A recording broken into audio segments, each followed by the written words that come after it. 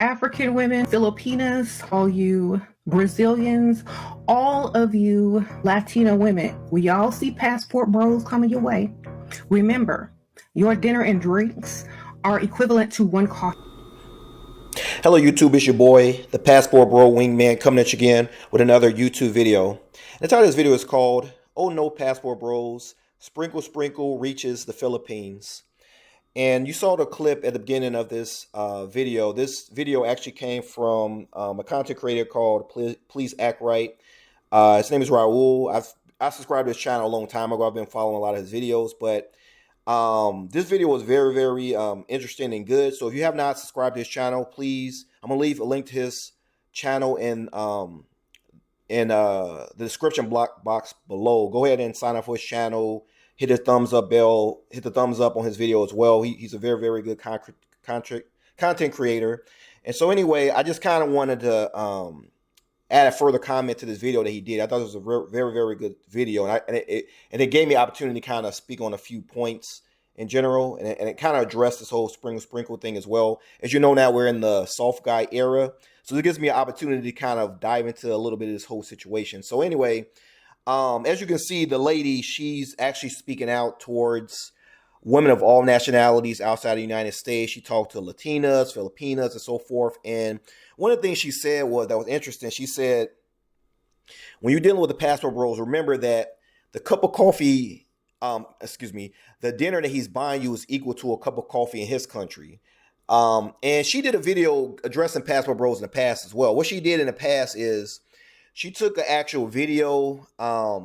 She took a screenshot of an average apartment in the United States, and she tried to show that the foreign women that this is what you're going to come to the United States and live in if you come here and so forth. They kind of say that, the passport bros don't have it as much as you think they have it and that kind of thing.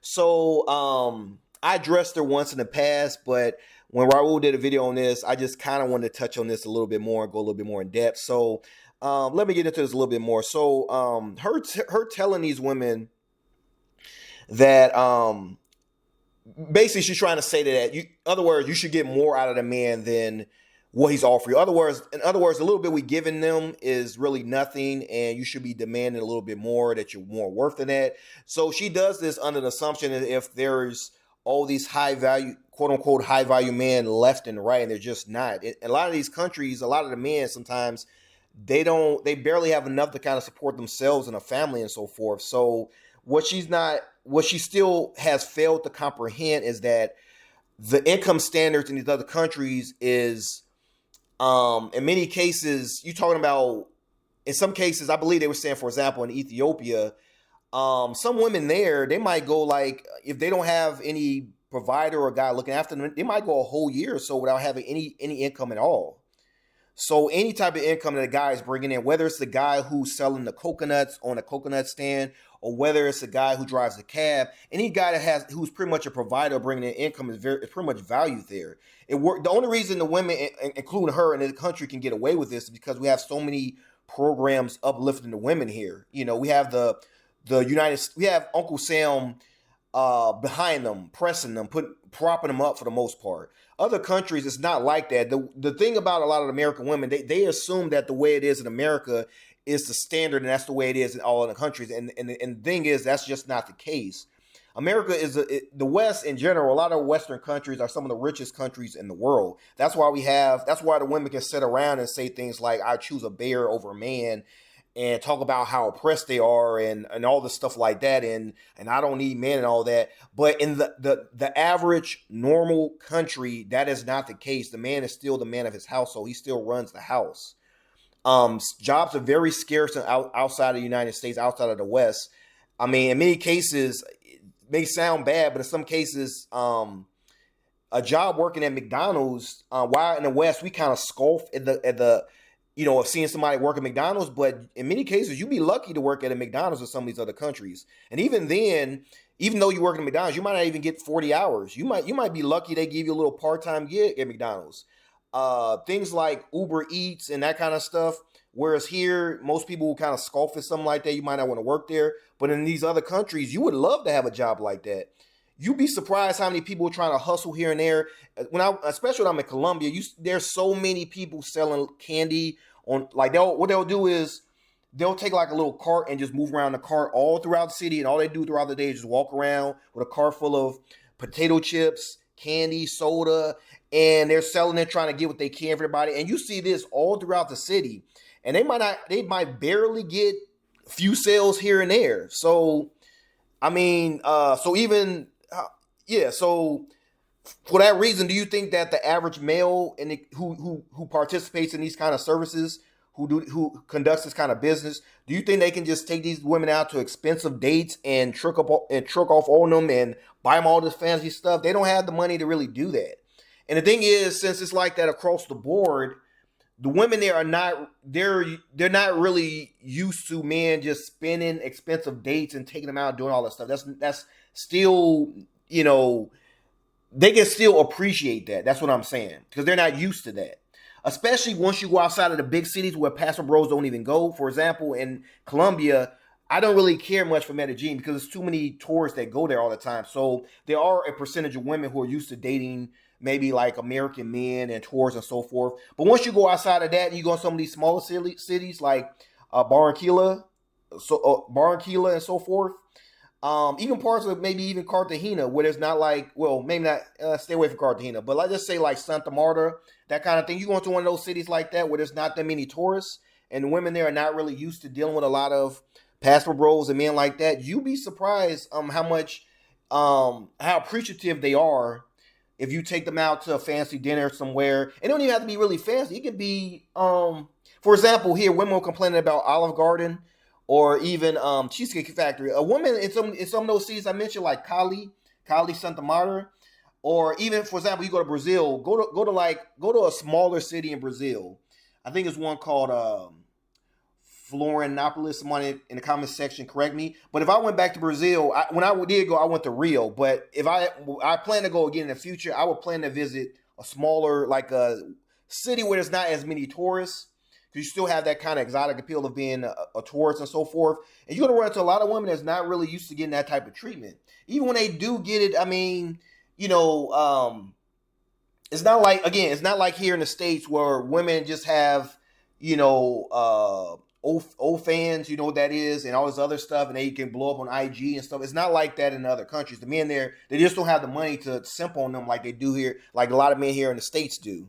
And they also keep in mind that certain activities are legal in these countries that are not legal in the United States. So a lot of men here that symbolize women, if those activities were legal here, they wouldn't even be patronizing some of these women on like OnlyFans and some of this other stuff. They wouldn't even do that.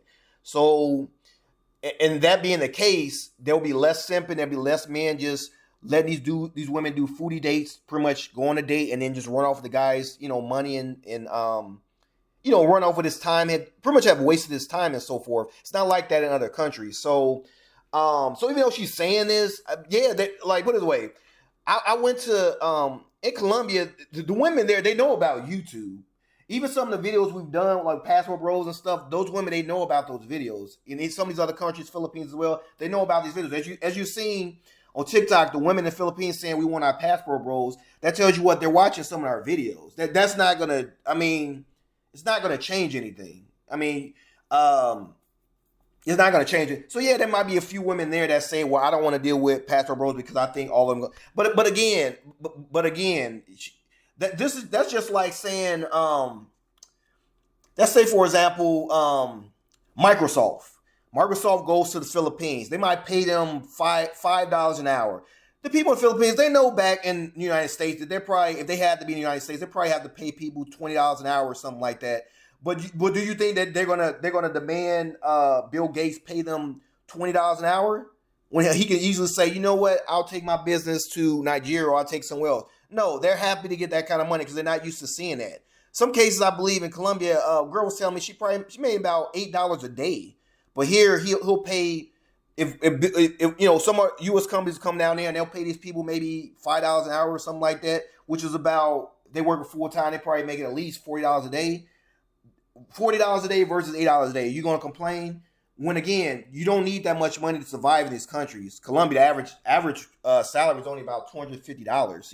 You don't need that much to survive. So that $5 an hour, while we might scoff at that, that is more than enough for them to have. So again, when the men go down there and they're buying these girls dinners, I mean, they're not. Why is money? You also got to consider that that's also more money than they're used to being spent on them. Sometimes their own fathers don't even have the money to really buy them extravagant birthdays and that kind of thing. So this is in many cases more than they have been any man has really been treating them to. So you telling them this, that's not going to change the dynamic. And again, you're saying this as if there's like pools and pools of rich men running around these countries or because here's the thing you keep forgetting. The passport bros who leave these countries, who leave America and go to these countries, these are black men and non-black men in general who have their stuff together. Again, in the United States, the average salary is like $50,000. To go to countries like the Philippines, because you're talking to Filipinas, again, that ticket, you're talking about almost $1,000. To go to Japan, I mean, $1,000. Go down to Brazil, that's at least like $1,000 ticket. So yeah, maybe a guy who goes to the Dominican Republic, might only need like $300 or something. But that's if you live in southern United States. What about the guy who lives in Washington or New York? It's going to cost a little bit more than that. So these men who travel, these passport bros, they have their stuff together. These are the cream of the crop of men as far as the United States. Though a lot of the women don't want to admit this, a lot of the passport bros who are leaving, these are men who have their stuff together. So again, it's not that many of us. Again, only 10% of Americans make over like $100,000. It's not that many. So when you're telling them as if they can just scoff at the men who are buying them dinners, okay, the guy will just pack his stuff up. You know what? I'll go to Peru. I'll go to Ecuador. I'll go to Cambodia. I'll go somewhere else then since my money, since you don't feel like what I'm doing is not enough, I'll leave. Those women are not going to turn down those men because it's not that many.